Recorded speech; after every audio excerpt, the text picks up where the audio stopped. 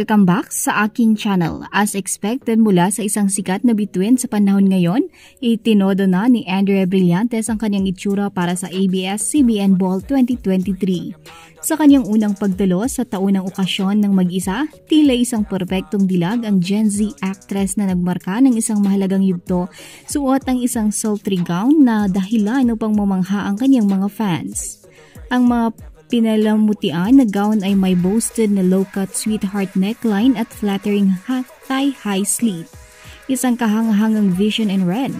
Talaga namang stand out si Andrea mula sa karagatan ng mga damit na itim at puti habang naglalakad siya sa red carpet.